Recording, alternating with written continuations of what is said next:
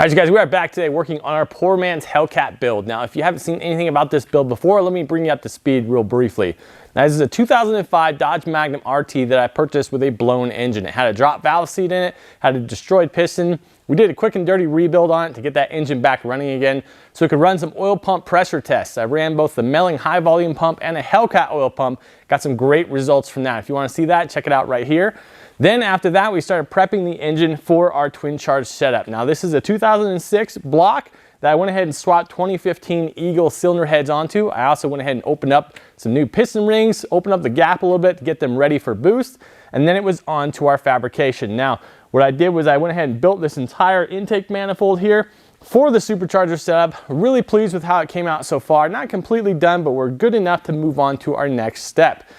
Now, if you guys want to see any of that, go ahead and click on that playlist right here in the corner. You can watch the full build to this point. Now, where we're at for today is we are working on our accessory drive. What does that mean? That means all of the belt and pulley routing here, we need to finalize all of that, get this ready to go.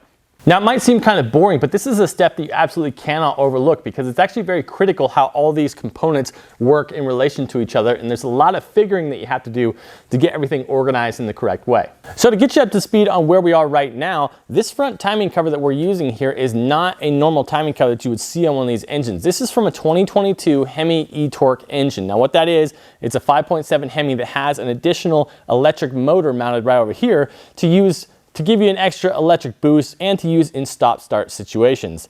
Now the reason I went with this timing cover, which does bolt right up to any other Hemi engine, is because it is designed to have an 8-rib belt on it. Now my supercharger I'm using, this Eden M112 supercharger, has an 8-rib pulley. Now if you know anything about superchargers, you know that you want to have as much contact patch as possible because belt slip is a thing. We want to eliminate that as much as we can. So I wanted to accommodate that and use an 8-rib belt. Well, pretty much the only Hemis that use an 8-rib belt is this e-torque setup. So that's what I've gone with here. You can see it has this primary tensioner here, you've got a secondary tensioner, and you've got your massive crank pulley here. Now the tricky thing here is I have to add a couple of other accessories that were never designed to be on this particular e-torque engine. One of those being the alternator, because as I mentioned, you have this electric assist motor that goes right here. Well, also doubled as your alternator, but I'm not using that, so I need to add an alternator to the system. Now secondly, the Ram 1500 trucks use electric power steering, so they didn't come with a power steering pump. So that's something I need to adapt onto here as well. So that's kind of the big challenge today. We're trying to get our accessory drive all finalized, get all of our accessories mounted so we can order the correct size belt for it. And at that point, we'll essentially be done with a lot of the supercharger style fabrication. Now I still have to finish up some stuff on the intake manifold, but it's very, very close to having that system all completed, and we can move on to getting the turbo stuff. And at that point, we'll be getting the Magnum back in here, yank that other engine out so we can get this one in and actually start mocking things up. So one of the reasons I love working with manufacturer parts is because they make things in a modular fashion. What that means is that they can mix and match amongst their product lineup, and they don't have to make individual parts for every single vehicle. Saves them a lot of money, and it really helps out when I try to adapt certain things. The reason I'm talking about this is because with this e-torque timing cover setup, as I mentioned, there's that big electric motor right here. I'm not using that. However, I started taking a closer look at the spacing here between these mounting points, and I realized that that distance is exactly the same distance as a standard alternator on a Ram 1500 Hemi. So this basically slips right into place. So that solves a very big issue I was going to have about actually mounting up an alternator. Now, when it comes to the pulley there, obviously I have to get an 8-rib pulley. Now, if you think about it, some of the other vehicles, Chrysler vehicles that use an 8-rib pulley, well, a Cummins engine uses an 8-rib pulley. So I was like, maybe there's something I can adapt there. So I went ahead and purchased a pulley from a early 24 valve Cummins and just figured if I had to machine a spacer or something for the shaft on the alternator, that would be fine. However, when I purchased the pulley here, it is the exact right size for the shaft. It slips right on. Now I do have to make some minor spacers to actually get it to line up correctly with the supercharger pulley here, but absolutely not a big deal to get that all finalized. That was a huge win for me because now I can just focus on the power steering pump going where the air conditioner or air compressor pump, AC pump used to go. All right, the power steering pump is essentially the same story. I noticed that the shaft diameter size on the Cummins power steering pulley seemed very similar to the power steering pump on a regular Hemi engine. Sure enough, it was absolutely identical. So I just went ahead and purchased another 8-rib Cummins power steering pulley off of eBay, pressed it onto one of the pumps that I have. We're gonna be good to go. Now I just have to get this thing mounted, and I'm gonna put it right over here, and I think that's gonna work out absolutely perfect. Some minor modifications need to be made to our discharge tube here, but not a big deal. I think it's gonna be pretty straightforward.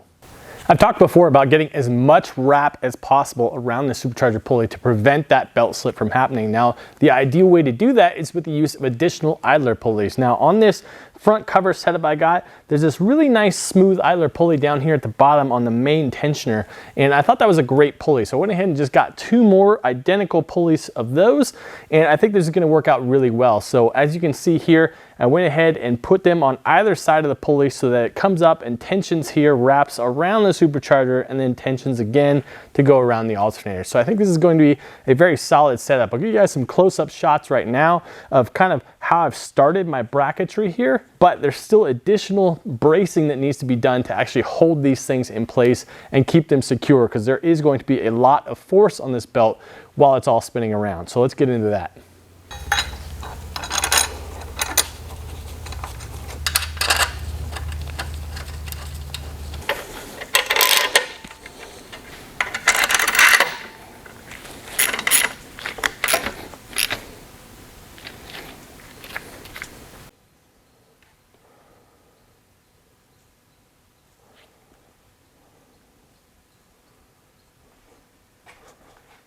Okay, I gotta say, I feel really good about these idler pulleys right here. I was trying to keep the bracketry as simple as possible to actually secure these things. You don't wanna overcomplicate stuff like this. If you have an accessible mounting point, use it. And I feel like what I've done here is going to be strong enough to withstand all of the forces of the belt. If I find out in the future that it is not strong enough, well, it's easy enough just to rebuild that simple bracket. But you guys saw how straightforward it was. I think it looks clean, nice and neat. We're gonna move on to the power steering pump and get that thing mounted. Okay, a bunch of cutting, welding, grinding, fitting, cutting, welding, grinding, fitting later. I have come up with this for a power steering mount. Now, did I overbuild this thing? I think the answer is yes. I think I crazy overbuilt this thing. But you know what? It's always good to have a nice, strong mount to work with. So let's go ahead and get this power steering pump installed, and then we can start running our mock belt here, because the big news is that with all of our accessories in place, I can actually measure for the correct belt.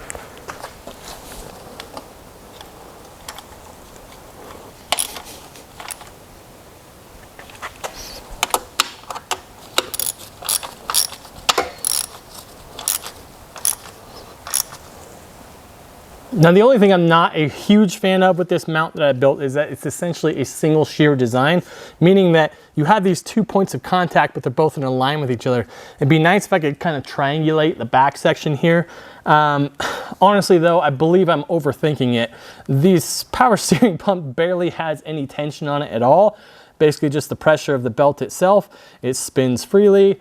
I really don't think it's gonna come to an issue where it's actually going to bend this 3/16 plate here that's holding it in place. I don't wanna overthink this thing. I'm gonna start with this. I literally don't think there will be any sort of a problem with it.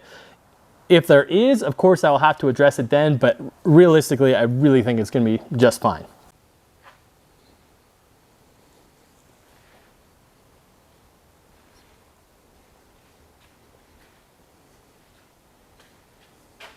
Now, a couple of you eagle-eyed viewers might have noticed something in that last clip where I showed you the belt routing that wasn't quite correct. Now, bonus points to you if you picked it up.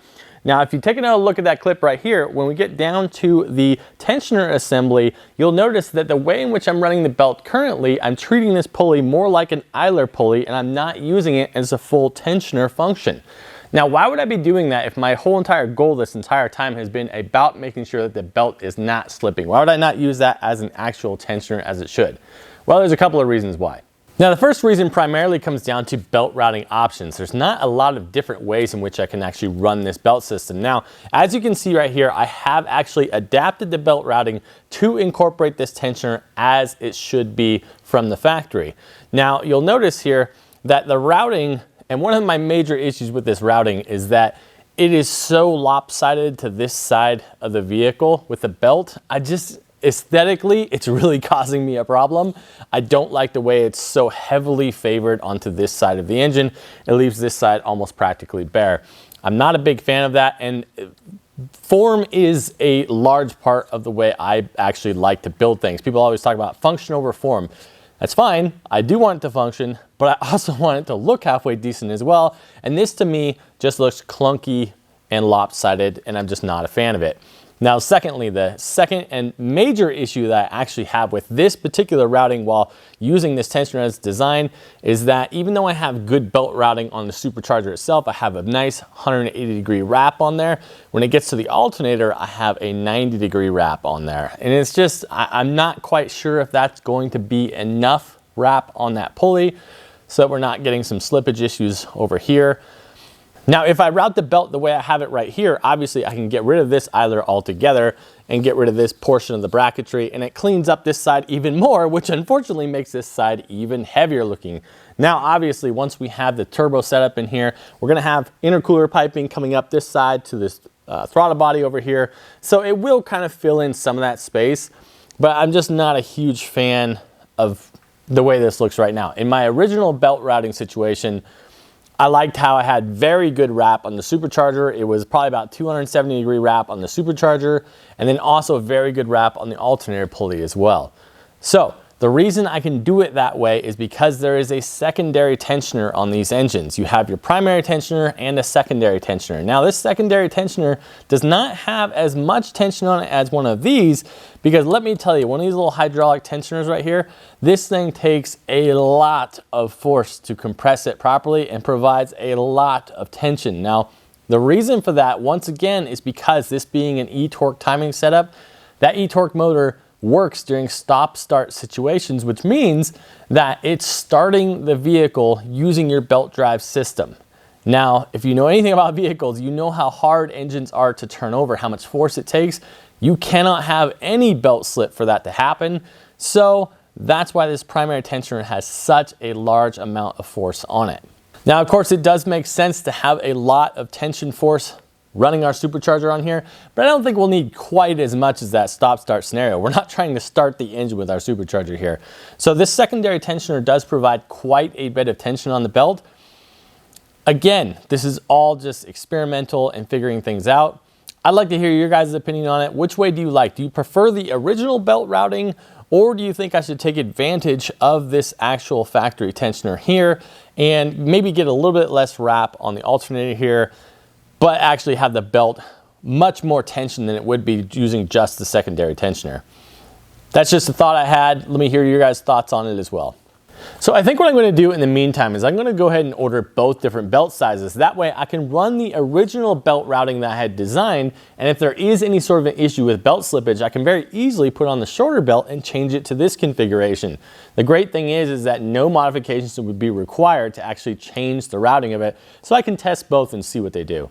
All right, there it is, guys. We have essentially our accessory drive all put together here. Now, the great news here is that this essentially completes the supercharger kit side of things. Now, of course, we still have to do fuel system mods and all that, but as far as the mechanical side for the supercharger kit, this is all together. So that means that we get to jump forward next episode into our turbo system, which I'm very excited about because I love anything to do with turbos. I love building turbo manifolds. I love hot side piping, intercooler piping. All of that is my favorite thing to do. So I was kind of holding off on that to get this portion of it done. Now we can dive into that, and I'm so excited to see what we come up with. We'll see you guys next time on Reignited.